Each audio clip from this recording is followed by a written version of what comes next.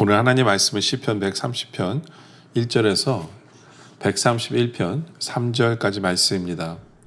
성전에 올라가는 노래. 여호와여, 내가 깊은 곳에서 주께 부르짖었나이다. 주여, 내 소리를 들으시며 나의 부르짖는 소리에 귀를 기울이소서. 여호와여, 주께서 죄악을 지켜보실진대 주여, 누가 서리이까?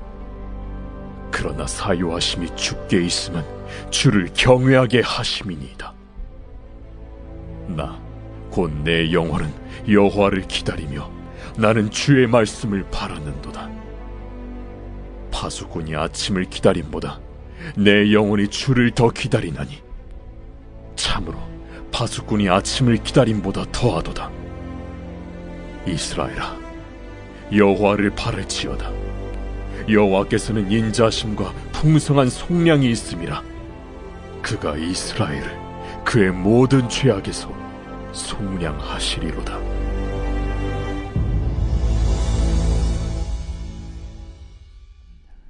다윗의 시, 곧 성전에 올라가는 노래.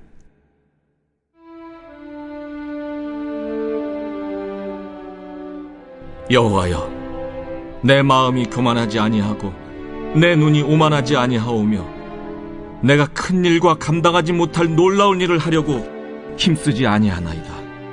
실로 내가 내 영혼으로 고요하고 평온하게 하기를 젖된 아이가 그의 어머니 품에 있음 같게 하였나니 내 영혼이 젖된 아이와 같도다.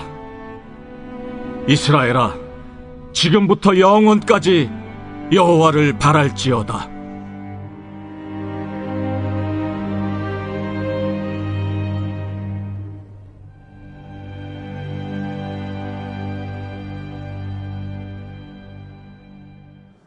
오늘 우리가 시편 두 개를 보게 되는데요.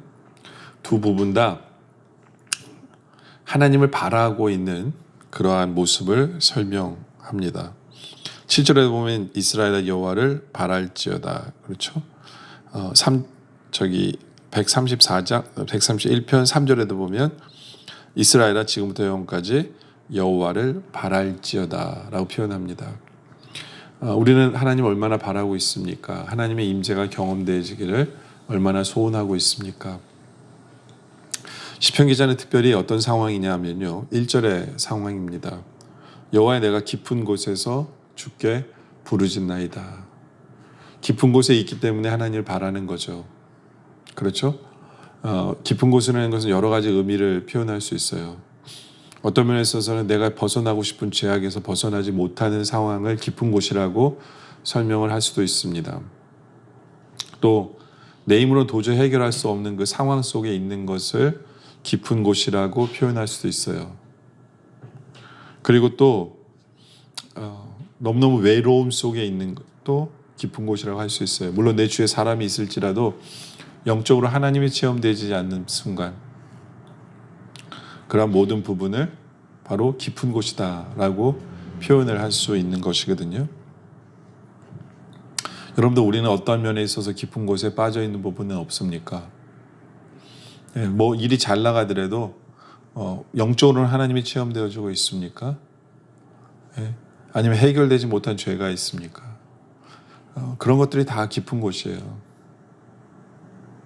근데 그런 깊은 곳에 있을 때 가장 먼저 점검해야 되는 게 뭐냐? 바로 죄에 대한 거예요. 죄에 대한 것. 시편 기자는 그것을 알고 있었습니다. 그 3절에 여호와의 주께서 죄악을 지켜보실진데 주여 누가 서리이까?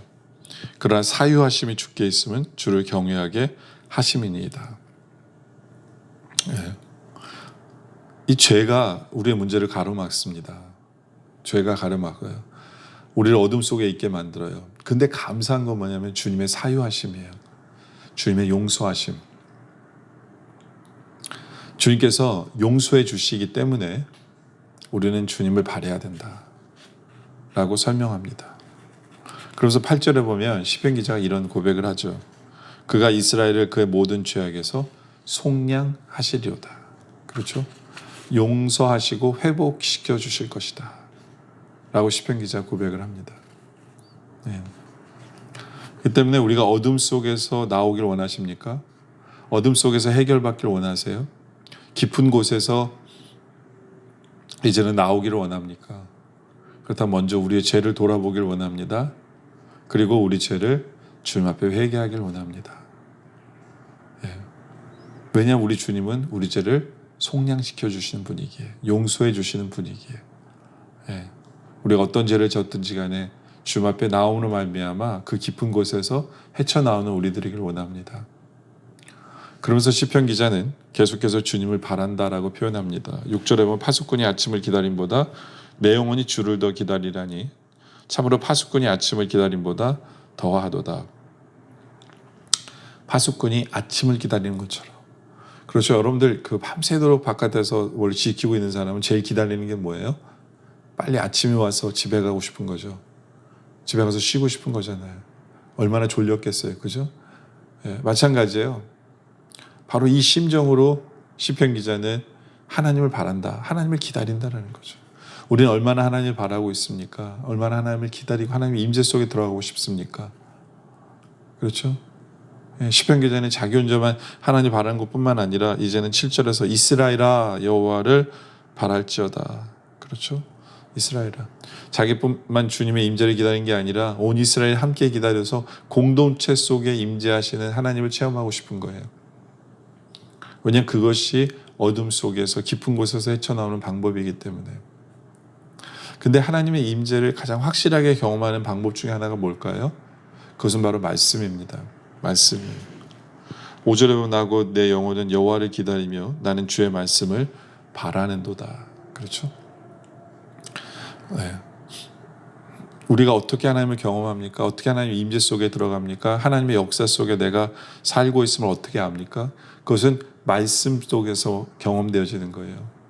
하나님께서 우리에게 말씀을 통해서 알려주시고 인도해 주시고 깨닫게 해주심을 통해서 내 눈에 보이지 않는 하나님이 내 삶 속에 역사하시는 것을 보게 되거든요. 그럴 때 우리가 말씀을 사모해야 되는 거예요. 하나님의 임재가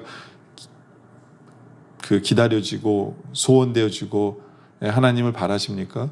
그렇다면 말씀이 없으면 아무것도 되지 않죠. 말씀을 통해서 하나님의 살아계심을 경험할 수 있기 때문에 저는 간절히 바라기는 이제 우리가 이렇게 계속해서 저녁마다 생명의 삶의 말씀을 통해서 함께 만나는데요.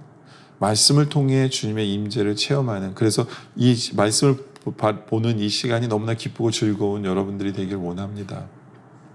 네. 하여튼 그렇게 시편 기자는 말씀을 통해 하나님을 바라고 하나님 임재 속에 들어가기를 소원한다라고 표현합니다. 또 그러면서 시편 기자는 어떻게 하나님을 바라고 있느냐 하면요. 1절에 보면 나오는데요. 여호와여 내 마음이 교만하지 아니하고 내 눈이 오만하지 아니하오며 내가 큰 일과 감당하지 못할 놀라운 일을 하려고 힘쓰지 아니하나이다 라고 표현합니다. 이게 무슨 얘기냐면요. 여러분들 우리가 그냥 모든 게 내 뜻대로 되어지기를 소원하면서 하나님의 임재를 바란다 그러면 하나님 임재를 바랄 수가 없어요. 하나님 임재가 체험되지 않아요. 왜냐하면 우리는 내 방법, 내 스타일, 내가 원하는 것에만 꽂혀있기 때문에 하나님이 내 삶에 역사하셔도 우리는 경험되지 않아요. 시편 기자는 그걸 알고 있는 거죠. 그렇죠? 네? 그렇기 때문에 하나님 내가 원하는 대로가 아니라 어떨 때 우리의 욕심이 그냥 내가 원하는 큰 일만 원할 수가 있는데 그거 원하지 않겠다는 거예요. 그래서 내가 큰 일과 감당하지 못할 놀라운 일을 하려고 힘쓰지 아니하나이다. 그렇죠? 힘쓰지 않고 뭐 한다는 거예요? 하나님이 나에게 원하시는 것이 뭔지를 겸손하게 깨닫기를 원한다는 거죠. 그러니까 깨어 있어서 하나님이 내 삶에 역사하시는 것에 순종하고 욕심 부리지 않고 그러나 하나님께 하나님 뜻에 순종하면서 살겠다. 이것이 하나님을 바라는 성도의 자세예요. 그럴 때 하나님이 내 삶에 역사하시는 게 보여져요. 우리 너무나도 많은 경우에요. 내 욕심 때문에 하나님이 안 보여요. 내 소원이 내가 바라는 바가 너무 크기 때문에 하나님이 내 삶 속에서 역사하시는 것을 우리는 잊고 살 때가 있고 보이지 않고 살 때가 있어요. 그러면서 우리는 그냥 내 힘으로만 살고 있다라고 착각하기가 쉬운데요. 우리가 나와 함께 하신 하나님을 보길 원합니까? 그러면 내 뜻은 죽이고 내 욕심은 죽이고 하나님이 원하시는 것이 뭔가 다시 말씀이죠. 그렇죠? 말씀을 통해서 하나님이 내가 이걸 원하시는구나. 그래서 그 길로 나아갈 때 하나님이 그 길 속에서 역사하시며 살아계시며 나와 함께 하심을 나타내 보여주고 있다라는 거죠. 바로 그럴 때 우리는 어떻게 살 수 있느냐면 2절에 보면 실로 내가 내 영혼으로 고요하고 평온하게 하기를 젖된 아이가 그의 어머니 품에 있음 같게 하였나니 내 영혼이 젖된 아이 같도다. 그렇죠? 여기 보면 고요하고 평안이 뭔지를 경험하게 돼요. 우리는요 그냥 내 힘으로 뭔가 살려고 하다 보니까 너무 바쁘고 정신없고 힘이 들고 답도 없고 왜냐하면 내 힘으로만 살려고 하기 때문에 그래서 내 계획을 이루고 내 뜻을 이루고 그러나 내가 욕심부리지 아니하고 우리가 하나님 뜻에 순종하고 하나님 원하시는 길에 인도함을 받고 하나님을 의지해서 나아간다면 거기에는 고요함과 평안이 있어요. 우리 할 일은 뭐예요? 젖을 먹는 그 아이처럼 하나님을 바라는 거죠. 하나님을 바라는 거죠. 그렇죠? 그러면서 하나님 품에 안겨 있기를 바라는 것. 그렇다면 우리는 하나님의 임재 속에 들어갈 수 있다라는 것이죠. 여러분들 우리가 어둠 속에 있습니까? 어떤 어둠 속에 있습니까? 먼저 회개하기를 원합니다. 내 죄를 용서하시는 주님 앞에 나아가기를 원합니다. 그리고 말씀을 통해 하나님의 임재가 체험되시길 원합니다. 그리고 욕심 부리는 것이 아니라 하나님의 뜻에 나를 맞추어서 그래서 하나님이 내 삶의 역사하심을 바라보며 그렇게 하나님을 바람으로 말미암아 하나님의 영광을 보고 하나님 임재 속에 들어가는 우리 모두가 되어지시길 주님의 이름으로 축원합니다. 함께 기도할 제목은요. 먼저 내가 어떤 어둠 속에 있는가를 고백하길 원합니다. 그리고 주님 앞에 회개하길 원합니다. 그리고 우리에게 말씀을 통해 주의 임재를 체험케 해달라고 그리고 더 이상 내 욕심이 아니라 내 뜻이 아니라 하나님 뜻에 들어감으로 말미암아 지금도 내 삶에 역사하시는 주님을 보게 해달라고 참 고요와 평안이 우리 삶에 넘치도록 해달라고 그렇게 주님 품 안에서 늘 사는 우리들 되게 해달라고 기도하길 원합니다. 기도드리겠습니다. 아버지 하나님 우리의 깊은 곳이 무엇인가를 깨닫게 하여 주시고 이제 그 깊은 곳에서 우리를 건지시는 주님을 체험케 하여 주시옵소서. 특별히 그러기 위해서 우리 죄를 회개할 줄 아는 우리를 용서해 주신 주님 앞에 나올 줄 아는 우리들 되게 하여 주시옵소서.